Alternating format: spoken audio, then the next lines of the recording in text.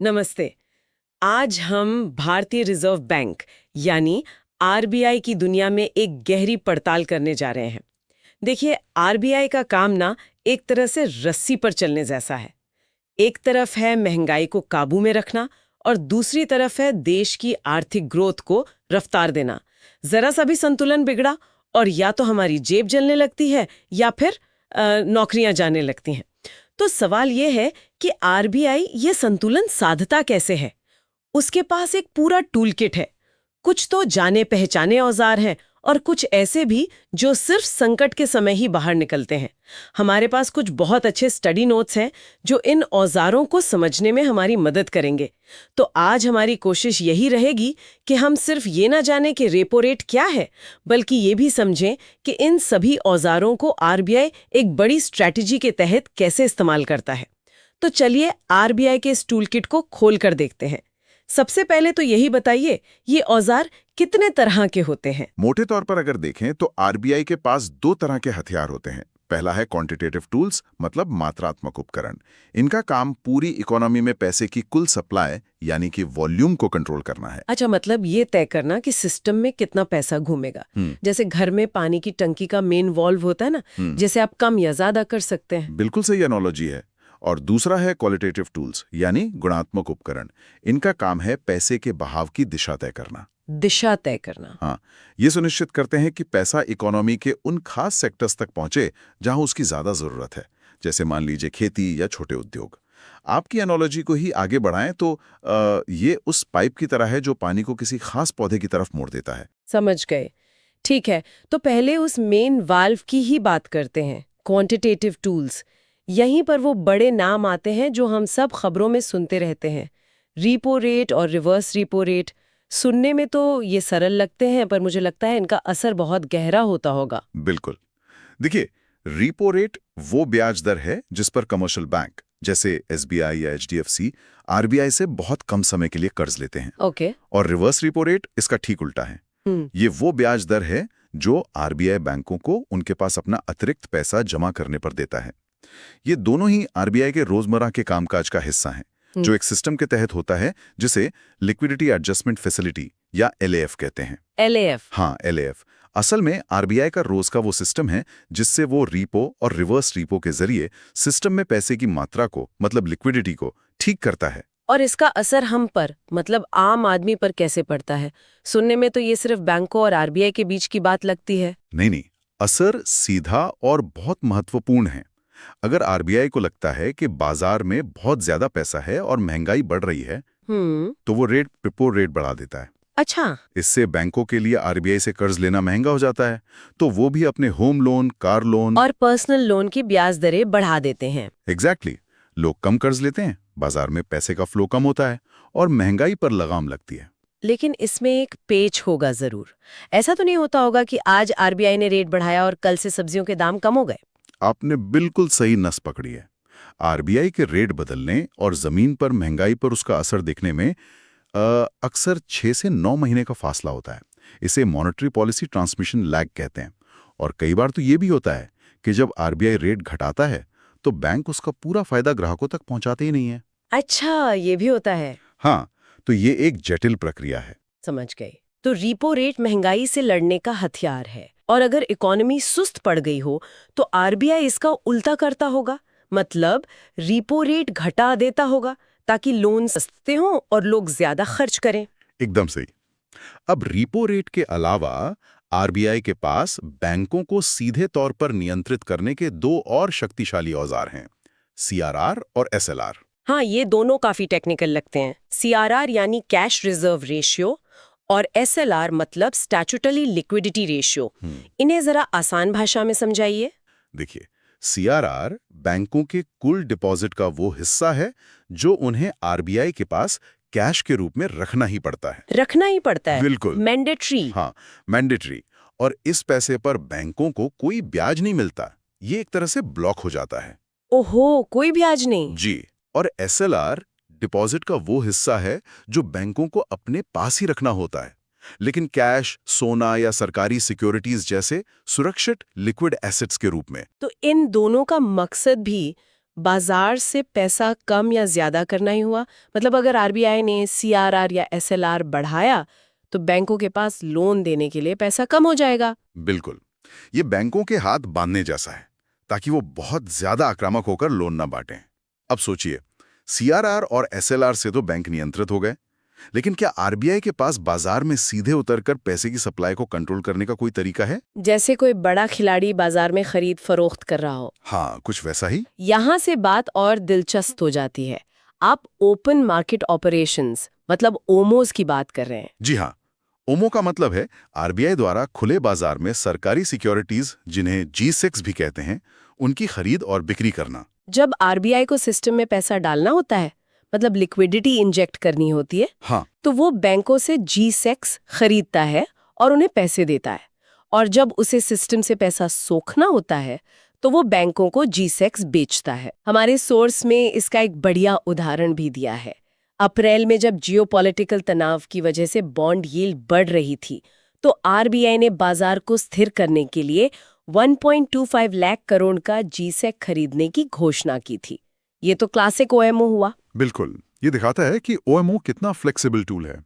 अब कुछ और भी टूल्स हैं जिन्हें हम स्पेशल सिचुएशन टूल्स कह सकते हैं, जैसे एमएसएफ और बैंक रेट। हाँ, इन्हें ऐसे समझिए, रेपो रेट रोजमर्रा के लेन देन के लिए है, लेकिन सोचिए अगर किसी बैंक को अचानक रात में पैसों की जरूरत पड़ जाए और उसे कहीं और से ना मिल रहा हो।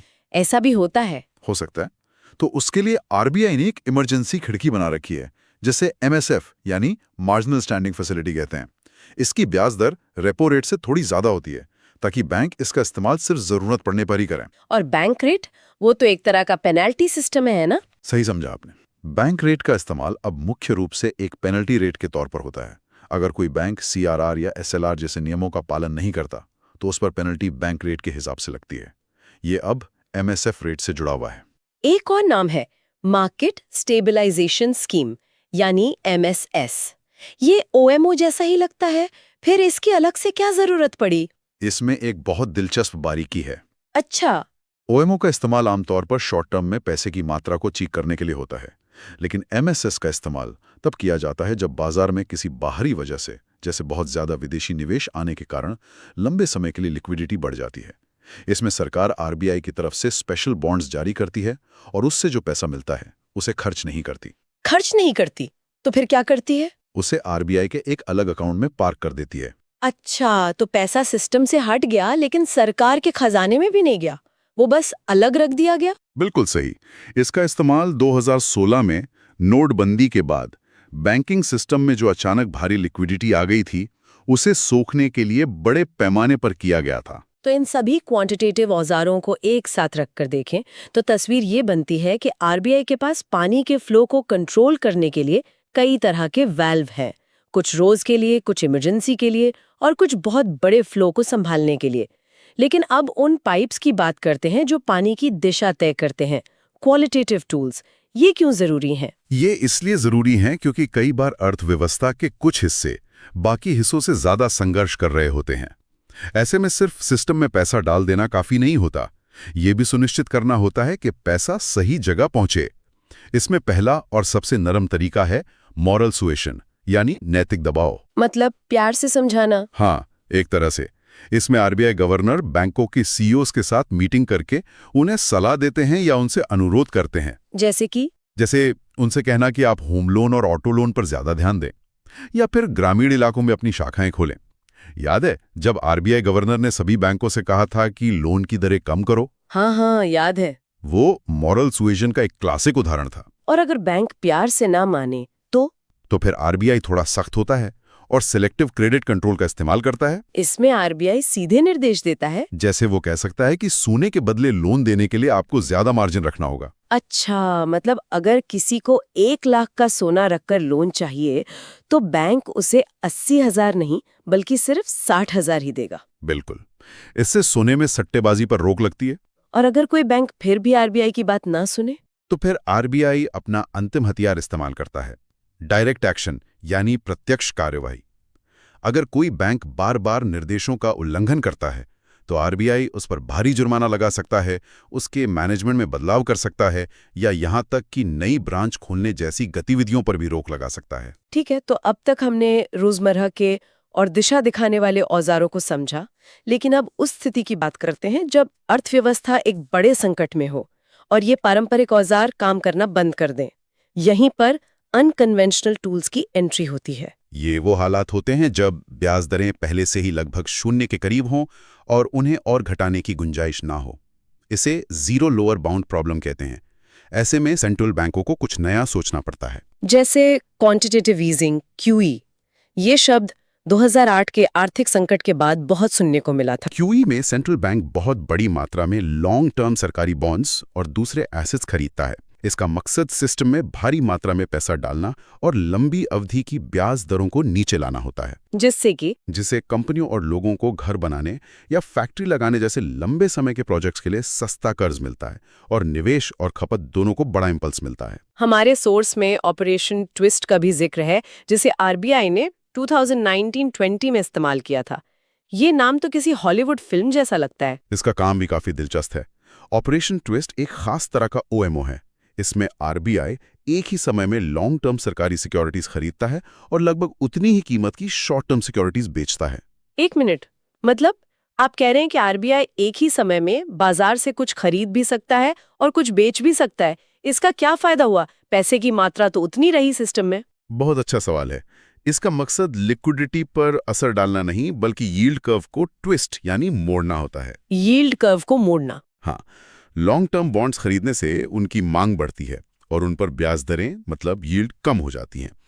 इससे इंफ्रास्ट्रक्चर जैसे लंबे समय के निवेश के लिए कर्ज सस्ता हो जाता है और शॉर्ट टर्म बॉन्ड्स बेचने से शॉर्ट टर्म दरों पर ज्यादा असर नहीं पड़ता। ये एक बहुत ही सर्जिकल स्ट्राइक जैसा ऑपरेशन है। कमाल है। और इसी तरह के कुछ और नए टूल्स हैं, LTRO और TLTRO? हाँ, ये कोविड-19 के दौरान बहुत काम आए। LTRO यानी लॉन्ग टर्म रिपो ऑपरेशंस में RBI बैंकों को रिपो रेट पर ही 1 से 3 साल जैसे लंबे समय के लिए पैसा देता है, जबकि नॉर्मल रिपो तो सिर्फ कुछ दिनों के लिए होता है। बिल्कुल। तो LTRO से बैंकों को ये भरोसा मिलता है कि उनके पास लंबे समय तक के लिए सस्ती लिक्विडिटी मौजूद है। और इसमें जो T लगा है TLTRO में, उसका मतलब टारगेटेड है। सही पकड़ा आपने। TLTRO यानी टारगेटेड LTRO में एक शर्त जोड़ दी गई। RBI ने कहा कि हम आपको सस्ता और लंबा पैसा तो देंगे, लेकिन आपको ये पैसा कुछ खास स्ट्रेस्ड सेक्टर्स जैसे NBFCs, MSMEs और रियल एस्टेट में ही लगाना होगा। अच्छा, ताकि पैसा सिर्फ बैंकों के पास न रहे, बल्कि इकोनॉमी के उन हिस्सों तक पहुंचे जिन्हें इसकी सबसे ज्यादा जरूरत थी। तो इन सबको एक साथ रखकर देखें तो जो तस्वीर बनती है वो ये है कि RBI के पास एक बेहद सोफिस्टिकेटेड टूलकिट है। रेपो रेट जैसे रोज के बदलाव से लेकर ऑपरेशन ट्विस्ट जैसे जटिल ऑपरेशंस तक, इन सभी का एक ही लक्ष्य है, महंगाई और ग्रोथ के बीच एक नाजुक संतुलन बनाए रखना। बिल्कुल, ये एक लगातार चलने वाला काम है जहां हर फैसले के कई असर होते हैं। और अंत में सोचने के लिए एक सवाल छोड़ जाता हूं। हमारे सोर्स में एक और unconventional tool negative interest rates का जिक्र है, जो जापान और यूरोप में इस्तेमाल हुआ है लेकिन भारत में नहीं। Negative interest rates? हाँ, इसका मतलब होता है कि बैंक अगर सेंट्रल बैंक के पास पैसा रखते हैं तो उन्हें ब्याज मिलने की जगह देना पड़ता है। ये तो सोचना भी अजीब है। हाँ, लेकिन ये दिखाता है कि सेंट्रल बैंक किस हद तक जा सकते हैं। तो सोचने वाली बात यह है कि जैसे जैसे दुनिया नई और अनजान आर्थिक चुनौतियों का सामना कर रही है, भविष्य के संकटों से निपटने के लिए RBI जैसे सेंट्रल बैंकों को अगला कौन सा अनकन्वेंशनल टूल ईजाद करना पड़ सकता है।